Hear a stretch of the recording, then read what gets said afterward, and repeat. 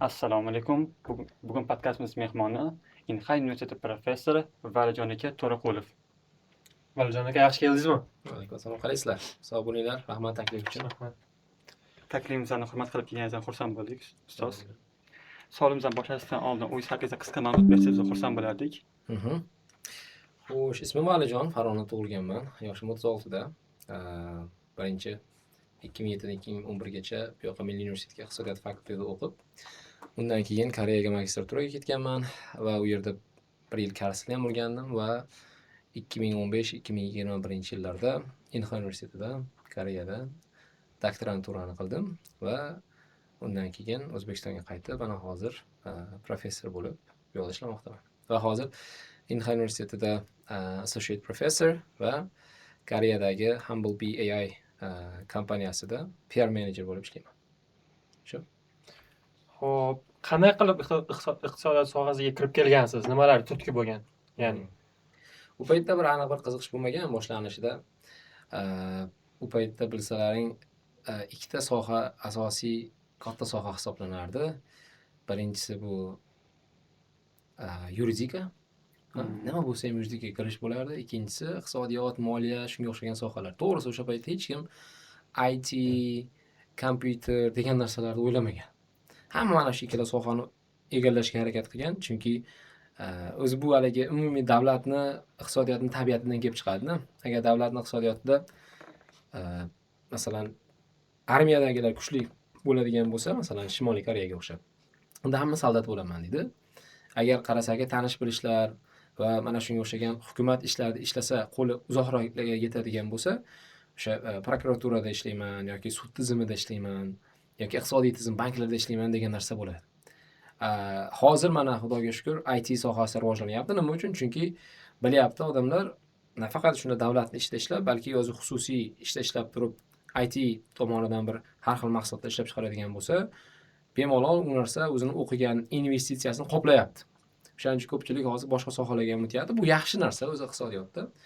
Biz o'sha paytda mana shu iqtisodiyotga umumiy holatda bir qiziqish sifatida emas, ya'ni hamma kiradigan va bir kelajagi bor soha sifatida kirganman.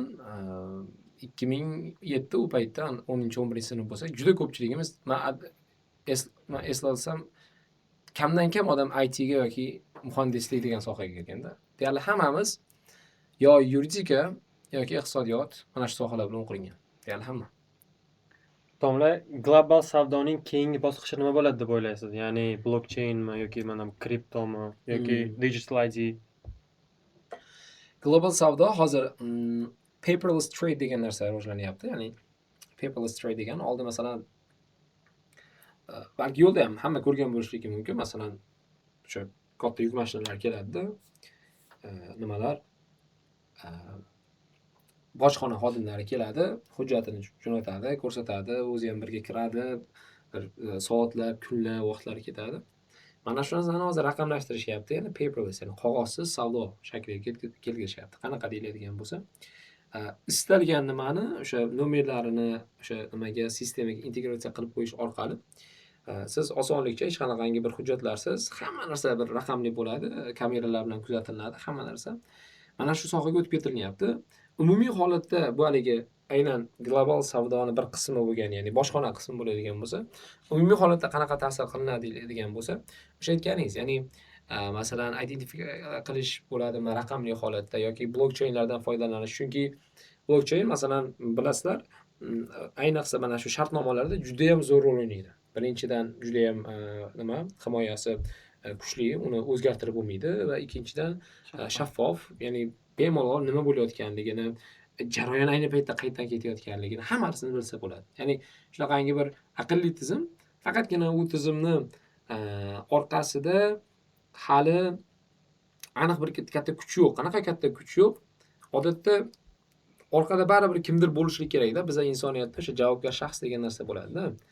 Agar bunday bo'lmaydigan bo'lsa, u sistemani boshqarish qiyin yoki ayni paytdagi o'sha status quo, ya'ni ayni paytdagi sistemadagi odamlar osonlikcha o'zining kuchini boshqa narsaga berib qo'ymaydi.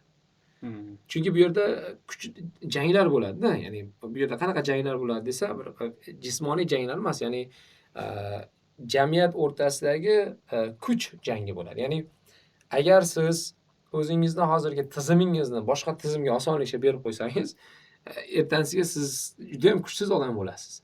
Nimaga? Chunki siz eski tizimda yashayotgandingiz, to'satdan bir yangi tizim keldi va sizni ag'darmoqchi bo'lyapti. O'shanga juda ham qiyin bo'ladi, lekin baribir bo'ladi bu narsa. Aytganingizdek, o'sha blokchainga o'tilinadi, raqamlashtiriladi va savdoni, masalan, tezlashishi, ayniqsa savdo deganda ko'pchilik mahsulot tushuniladi. Biz mahsulot emas, aslida xizmatlar savdosi ham borda. Bu narsalar bo'yicha ham bir revolyutsiya qilyapti. Chunki mana nimada tizimda o'zgartirilganda nima deydi uni, raqamli savdolarda buxgalter bo'lib turibsiz, masalan, amerikalik bitta firmaga bemalol xizmat ko'rsatishingiz mumkin. Oldin bu narsaning imkoni yo'q edi. Yoki mana shunaqangi bo'lyapti.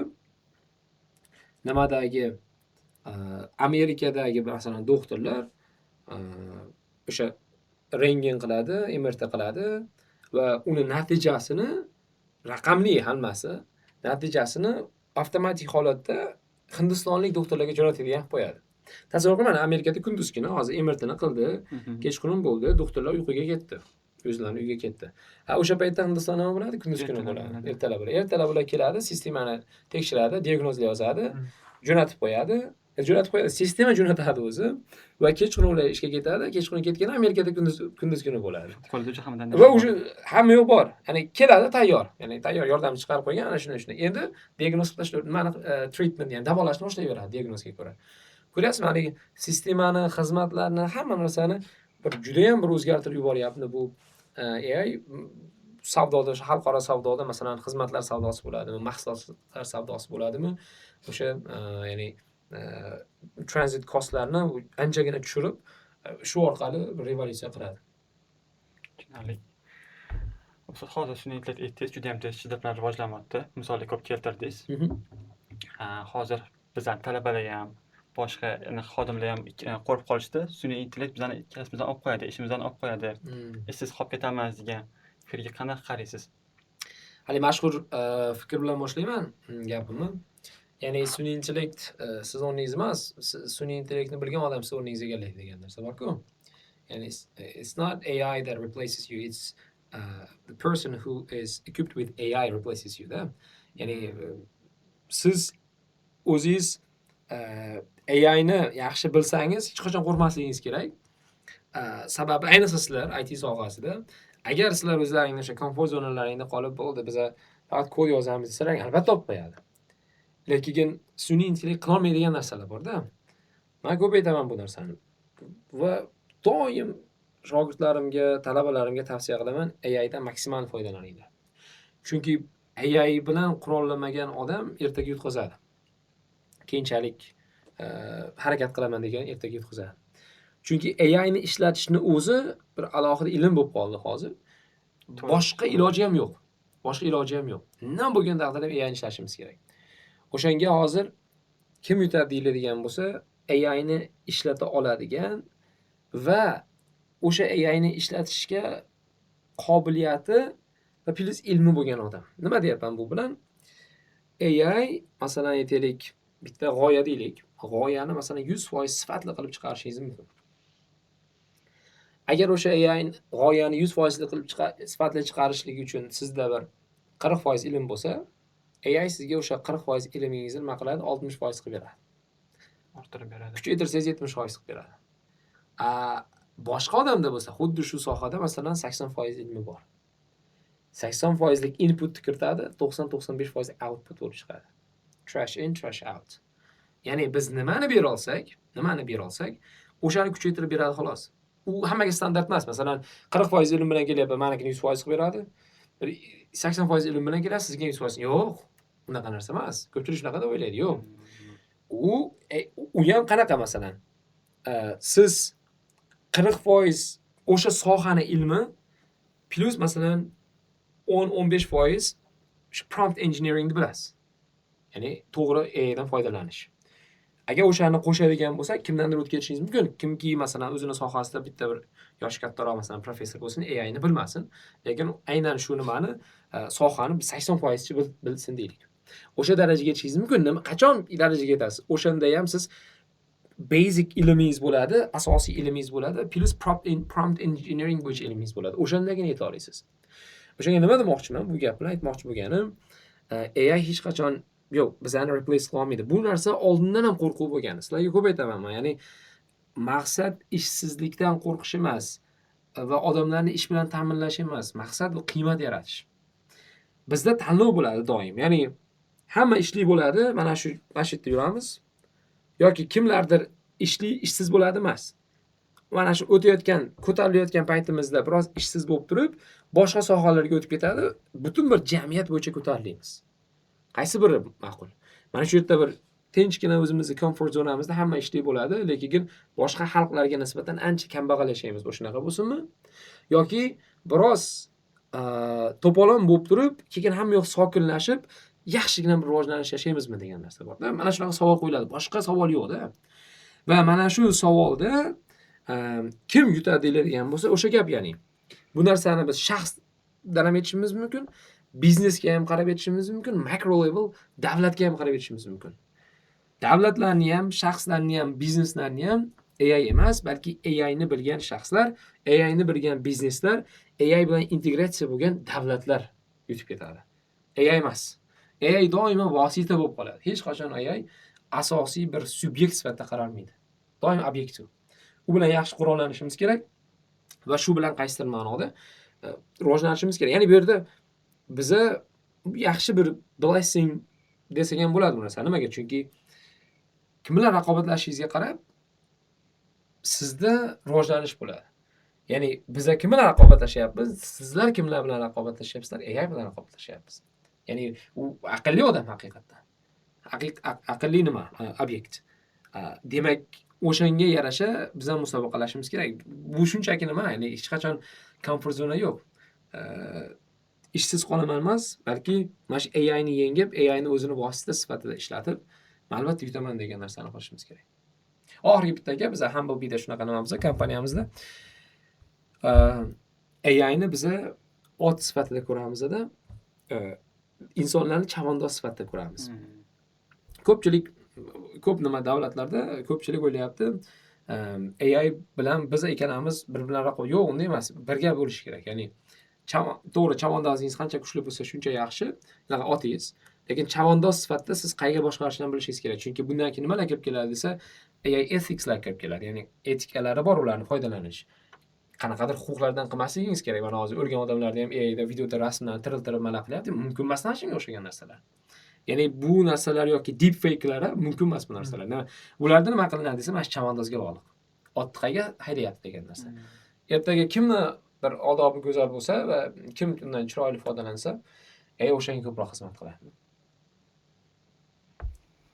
Domla, o'zimizni davlatimiz misolida ko'rib chiqsak, O'zbekiston iqtisodiyoti va IT o'sishi bir-biriga qanday ta'sir qiladi? Xo'sh, hozir o'sha aytib o'tganimizdek, tasavvur qiling, butun bir dunyoda internet, AI bular hammasi to'g'ridan-to'g'ri iqtisodiyot bilan bog'langan. Iqtisodiyot o'zi, davlatning iqtisodiyoti qanaqa ishlaydi desa, iqtisodiyot qanchalik tez ishlasa, harakati qanchalik tez bo'lsa, o'sha transaction costlar qanchalik nima bo'lsa, nima deydi uni? Pastroq bo'ladigan bo'lsa va tezroq bo'ladigan bo'lsa, iqtisodiyot shunchalik yaxshi rivojlanadi.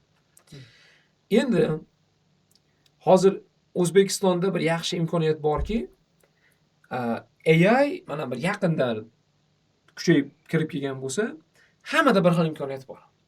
Mana oldinlar fizika yoki biologiya yoki kimyoni o'rganish uchun kimdir musobaqa qanday boshlangan, masalan, kimdir pastda turadi, kimdir tepada turadi, kimdir juda ham yuqorida turadi, chunki ular ancha oldin boshlangan bu narsani. Tasavvur qiling, start berilsa, albatta u pastdagilar pastlab ketaveradi, rivojlanib ketaveradi-da. AIda unday emas-da. AIda u parallel holatda.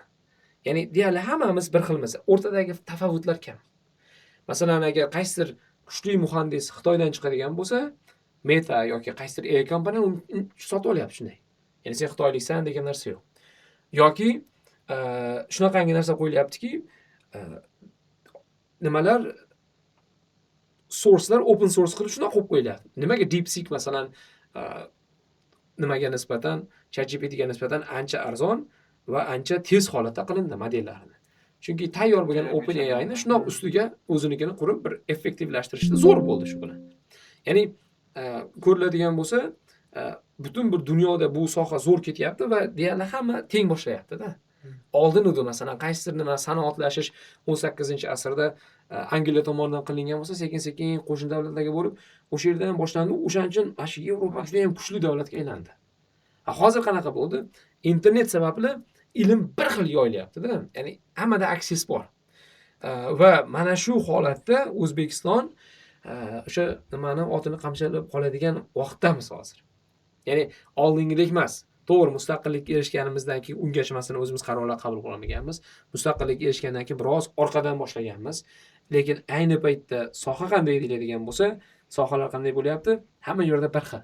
Mana shu parallel holatdagi musobaqada yutishimiz kerak va mana shunda AI endi AIni haligi nimasi to'g'ridan to'g'ri ozuqasi bu information technology va o'sha hardware, software hammasi birdaniga ketishi kerak bu narsani-da. Mana shu holatda hammasini birdaniga olib ketishlik uchun davlatni o'sha beradigan pushi, ya'ni juda ham muhim hisoblanadi va nimani integratsiyani muhimligi, ya'ni IT bilan AI bilan muhimligini anglab yetish juda ham muhim hisoblanadi va mana shular qachonki mana shu muhimlikni anglab yetishlar amaliyotda ko'riladigan bo'lsa, biz o'ylaymiz, xudo xolasa iqtisodiyotimiz boshqa davlatlarning iqtisodiyotiga ancha yetib oladi. Koreya haqida savolimiz bor edi ustoz.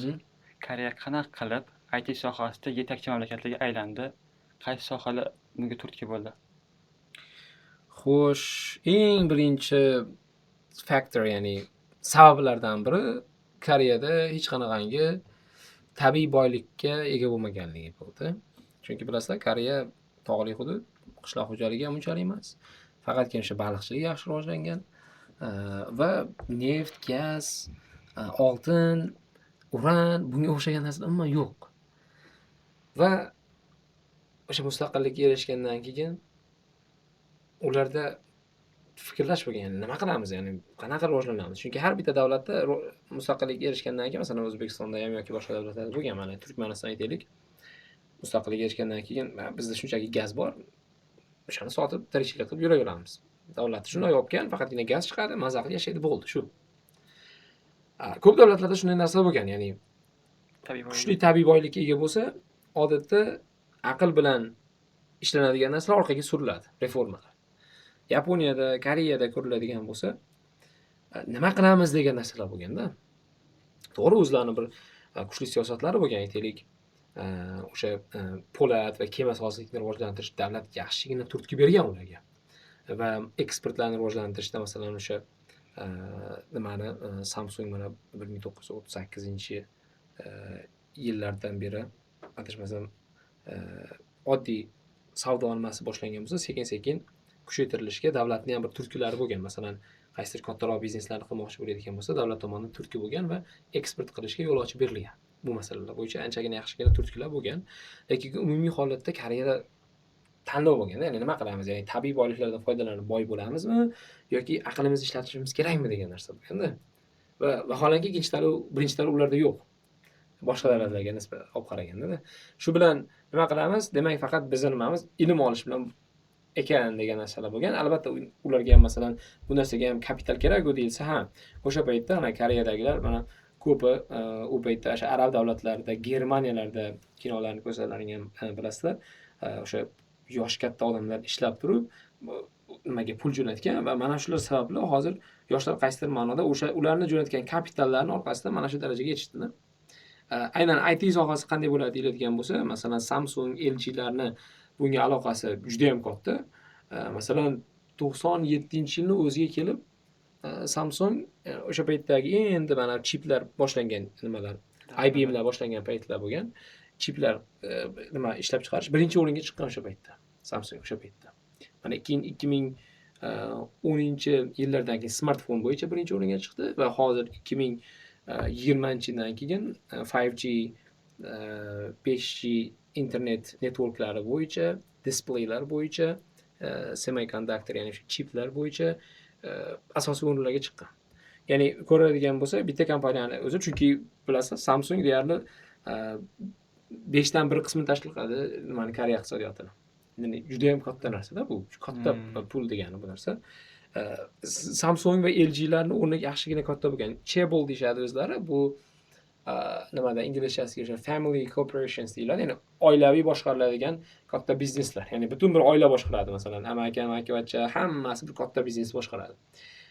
Mana shunga o'xshagan sohalar to'g'ridan to'g'ri o'sha ITni ga bo'lgan talabni oshirgan, ITga bo'lgan talab oshgandan keyin o'sha gap, ya'ni na qishloq xo'jaligi bilan, na boshqa bir tabiiy boyligi bo'lmagandan keyin noilojlikdan faqatgina ta'limga investitsiya tikishgan.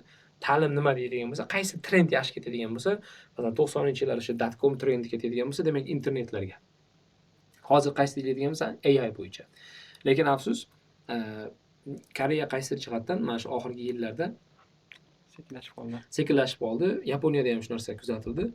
Yaponiya ham software jihatdan, ham hardware jihatdan sekinlashib qoldi. Koreya hardware jihatdan yaxshi, chunki chiplari bor, kompyuterlash, displeylashtirish, software jihatdan jaqlashib qoldi, sekinlashib qoldi. Chunki hali o'zini dunyoga yorvoradigan darajada bir AI nimasi chiqmadi, chatbotlari chiqmadi. Yaponiyada ham shunaqa. Vaholanki mana bu narsalar faqatgina nimada, AQShda asosan innovatsiyalar bo'lyapti va Xitoyda bo'lyapti. Bu jihatdan biroz sekinlashib qoldi, lekin umumiy olib qaraganda qanday bo'ladi deyilsa, men aniq masalan qanaqadir reformalarni bilmayman, lekin hamma reformalarning ortidagi sabablarni bilaman. Bu sabab nima deyiladigan bo'lsa, o'sha o'zini tabiiy boylik yo'qligi va ilmdan boshqa narsa bilan najotga erisha olmaymiz degan o'zlaridagi bir mindsetni borligi bo'lgan.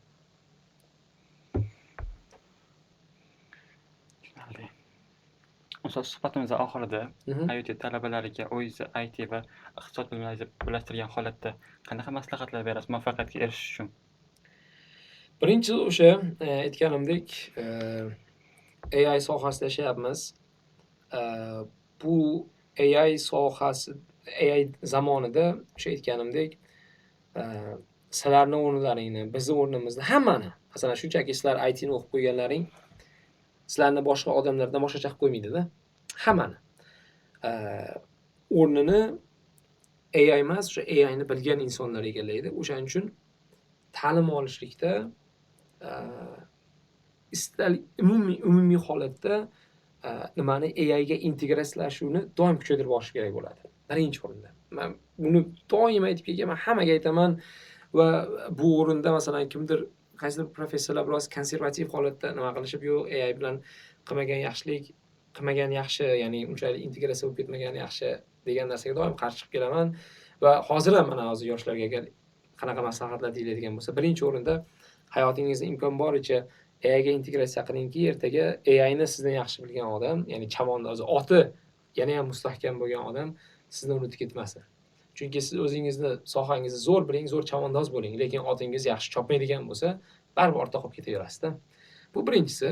Ikkinchisi, o'sha maqsadlar qo'yishdan oldin, nimani, jamoa topishdan oldin, o'zingizga o'rtoqlar topishdan oldin maqsadingizni aniq qilib oling. Chunki odatda ko'pchilik jamoa topib oladi, birinchi o'rtoqlar topib oladi, bittasi boshqacha fikrlaydi, ikkinchisi boshqacha fikrlaydi, uchinchisi sizni qadriyatingizga yoki sizni fikrlashingizga boshqacha fikrlaydi. Haliginda maqsadlar yaxshi qo'yilmaydi. Qachonki mana aytaylik Durovni ko'radigan bo'lsak, Telegram o'zini orqasiga masalan o'sha 40 ta injener bor xolos deyshadi, bitta shuncha katta platformani ustida. Nimaga unday degan bo'lsa, hammasi o'sha privacyni, erkinlikni yaxshi ko'radigan mana shu qadriyat asosida yig'ilganlarda. Ya'ni jamoasini tuzib oldi, maqsadini qildi, mana zo'r ketyapti. Xuddi shunga o'xshab nima qilishimiz kerak deydigan bo'lsa, oldin o'ylang, nima qilmoqchisiz? Maqsad aniq bo'lsin va maqsad aniq bo'lgandan keyin endi o'sha maqsadga birga boradigan jamoani tuzing. Bu qaysidir ma'noda haligi oddiyroq narsa ko'rinishi mumkin, lekin kelajakdagi o'sha hayotingizni qaysi yo'nalishda ketishiga yaxshilab belgilab beradigan narsa bo'ladi. Va uchinchisi bir kichkinaroq narsa, bundan keyin kimlar yutadi deydigan bo'lsa, shunchaki kod yozadiganlar, shunchaki kitobni yodlab oladiganlar emas, tahlil qila oladigan, fikr bildira oladigan, hamma narsaga kritik holatda qara oladigan odamlar yutadi. Bu qachon hosil bo'ladi deyiladigan bo'lsa, shunchaki kodli kitoblarni o'qish kerak emas, texnik kitoblar. Ular hamma masalan yodlab olish oson-da u narsalarda. Yoki kimyoda, fizikalarda yodlab olish oson. Nimani o'qish kerak desa, adabiyot doim bo'lishi kerak. til farqi yo'q. Rus tili adabiyoti, ingliz tili adabiyoti, o'zbek tili adabiyoti, lekin adabiyot doim bo'lishi kerak. Bilasizlar, kitoblar 3 ga bo'linadi. Texnik kitoblar bor, nimalar bor, o'rtadagi ilmiy ommabop kitoblar bor, masalan, atomik odatlarga o'xshagan va uchinchisi badiiy kitoblar bor. Ko'pchilik mana shu ikkalasini yaxshi o'qiydi, soham zo'r bo'ladi, yuraveradi, lekin ijodkorlar, kreativlik, hayotdan zavqlanish mana shu uchinchisidan kelib keladi. Badiiy kitob albatta bo'lsin. Buning uchun eng yaxshi narsa o'sha kitobdan kitobga degan usul bor. Ya'ni boshqa kitobni o'qib charchaganingizda badiiy kitobni o'qish bilan dam olish. Chunki hayolingiz o'sha qahramonlardan nimasiga kiradi, zamoniga kiradi, vaqtiga kiradi va shu bilan qaysidir jihatdan boshqa narsadan chalg'ib, miyangiz biroz dam oladi. Ayniqsa sizlarga o'xshagan faqat kompyuterda ishlaydiganlar ko'proq albatta o'zining oldida badiiy nima bo'lsin, sog'i bo'lsin. Eng kamida audio badiiy kitob bo'lishi kerak. Badiiy kitob hayotni go'zallashtiradi, tafakkur qilishga undaydi va muomalangizni masalan boshqalar bilan keyinchalik bu narsalarga hammasiga sababchi bo'ladigan narsalar. Men juda ko'p narsalarni o'sha badiiy kitoblardan ko'rganman. O'shanga bu narsani uchinchi kichkina lekin o'zimning hayotimda katta narsalarga turtki bo'lgan maslahatni tugatmoqchiman. Ustoz xonangizga kelganimizda ko'p kitob, badiiy kitoblarni ko'ramiz. Shunga 3 ta yaxshi badiiy kitobni maslahat bersangiz o'qishga. 3 ta badiiy kitob aynan, badiiy kitoblarni o'zini ko'radigan bo'lsak, birinchi o'rinda haqiqiy o'zlikni odat qilib turadigan, men ko'p aytaman bu narsani. O'tgan kunlarni kinosi hech narsa emas. Kinoni ko'pchilik ko'rib bo'lganman deydi. O'tgan kunlarni kitobini haqiqiy o'qish. Haqiqiy o'zbeklikni, haqiqiy madaniyatimizni bilasizlar va plus maza qiladigan kitob. Kitobni o'zi maza qiladigan. Juda bir go'zal holatda yozilgan kitoblardan biri. Zavqlanasizlar, masalan, kumush suvga qarab turganda suv ostida fitna bo'ldi degan bir go'zal gaplar bor-da. Ana endi qaraganda o'zini go'zalligini ko'rib turib, suv undan fitnalandi degan bir qanaqadir go'zal gaplar bor. Ikkinchisi, Esther Paytni qanaqaligini bilishlik uchun mustaqil farzand sifatida otamdan qolgan dalalar. Bu kitob deyarli hamma o'qish kerak bo'lgan kitoblardan biri. Afsuski qaysidir ma'lum sabablarga ko'ra u kitob emas, kinosi qo'yilmaydi. Lekin asarni o'zi o'qish, o'sha To'g'ay Murodning albatta o'qish kerak bo'lgan narsa. Yoki nima ot kishnagan oqshom, yoki masalan Mehrobdan chiqqan chayon, mana shunga o'xshagan klassik kitoblarni albatta o'qishni tavsiya qilgan bo'lardim. Agar zamonaviyroq badiiy kitoblarni o'zbek adabiyotidan ko'radigan bo'lsak, o'sha Azal Muhrini tavsiya qilgan bo'lardim. Baxtiyor G'ofurov tomonidan yozilgan yaqinda chiqqan kitoblardan aynan o'sha AI bilan adabiyotni birlashtirib chiroyli qilib asar qilishgan. Agar jahon adabiyotini ko'radigan bo'lsak, jahon adabiyotidan Ifk qal'asi juda ham zo'r asar va o'g'il bolalar uchun ham, qiz bolalar uchun ham Choliq qushini o'qishni juda ham tavsiya qilaman. O'ta go'zal asarlardan biri. Shu. Tushunarli. Ustoz, yana biz talabalardan so'rab ko'rdik. Ustozga Valjon aka qanaqa savollaringiz bor desa, Valjon aka o'sha LinkedInga qo'yadigan postlarni, ilhomlarni qayerdan olishadi? Hamma mana shu savolni sizdan so'radi, bor-ku. Ana qisqa postlarda deyapsizmi? Qisqa postlar, ba'zi bir postlar juda ham uzun. Ilhom qayerdan keladi degan savollar bo'ldi. Xo'sh, birinchisi o'sha aytganimdek, qarang, mana hamma iqtisodni nimalarni bilaveradi, lekin hayotdan zavqlanish, hayotdagi mayda kichkina narsalarni ko'ra olishlik, bu narsalar o'sha badiiy kitobni o'qish orqali keladi. Nimaga? Chunki badiiy kitobda o'sha nozik nuqtalar aytib o'tilganda odam his qilishni, oddiy narsalardan ham bir narsalar zavqlana olishlikni o'rganadi-da. Badiiylik o'zi shunday. Ya'ni oddiy narsalardan zavqlanasiz, oddiy narsalarga qarab nima qilasiz. Masalan, o'sha dachaga borganimizda qarayapman, o'rtoqlarim xursand, balki nimalarda maza qilib, basseynlarda suzishyapti, yashil nimalar, ovqatlanishib, tennislar, hamma xursand. Qarab, shunday shalik fikr kelgan, masalan, go'yo yilda bir marta boylarda hayoti qanaqa bo'lishligini bir kelib ko'rib ketamiz ekanda degan narsa. Yoki masalan kofe muzlab qolganda ichganimda yaxshi yoqmaganda xayolga shu narsa kelgan. Nimaga amerikanoni ice americano shirinda? Nimaga bu muzdek bo'lsa shirin emas? Nimaga masalan latteni iceligi shirinda, agar latteni o'zini olsangiz muzlab qolsa, u shirin emas. O'shanda masalan boshqacha fikr kelgan. Masalan aytaylik, sovigan va sovitilgan kofening farqi, sovitilgan va sovigan kofening farqi, sovitilgan kofe bu tanlovning natijasi, sovigan kofe bu e'tiborsizlikning natijasi degan narsa. Va munosabatlar ham shunga o'xshaydi. Agar sen e'tiborsiz bo'ladigan bo'lsang, o'sha munosabatlaring endi bu ko'proq turmush qurganlarga nima, ya'ni munosabatlar ham soviydi va uni ta'mi ketadi degan ma'noda. Ya'ni bu narsalar hammasi qanaqadir bir birinchi xayolingizga keladi. O'sha narsa hali aytganim. Agar fikrni oddiy fikr bo'ladigan bo'lsa, ChatGPTga menga bugun zo'r fikr bir qo'yaman desangizchi, bunaqa fikrlar bera olmaydi. Qachonki bir fikrni berasiz, hali nima deydi, ChatGPT siz maqtaveradi, yo'q qoyil deydi-yu. O'shanga o'xshagan narsani aytadi-da, keyin shu narsani o'zgartirib beradi. Masalan, men shunaqa demoqchiman, shuni compact qilib ber deyman, compact qilib beradi. Undan keyin ham qoniqmayman-da, o'zim baribir o'zbek tili hali unchalik rivojlanmagan ChatGPT-da. Biroz chayib qo'yadi.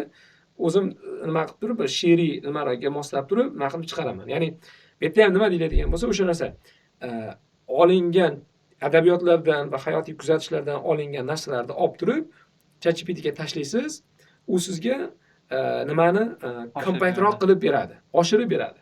Ya'ni o'sha oshirish nimasi holati ham aytayapman, siz agar o'zingizda bunaqa fikrlash bo'lmasa, hech qachon chiqara olmaysiz bu narsani. O'shanga foydalanish kerak, lekin o'sha sohani ham zo'r bilish kerak-da. Shunday. Bu menga maroqli suhbat uchun sizga kattakon rahmat ustoz. Sog' bo'ling. Sizga arzimat qilsa ham kichkina sohamiz jamoadan arzimat qilsa ham. Rahmat, sog' bo'linglar.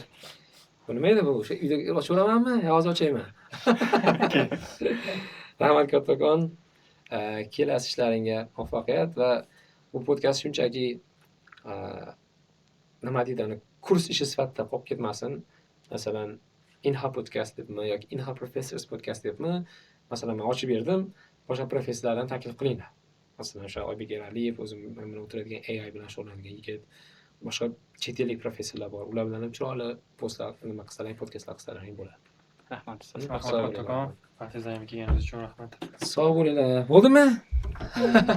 Rahmat. Alloh rozi bo'lsin.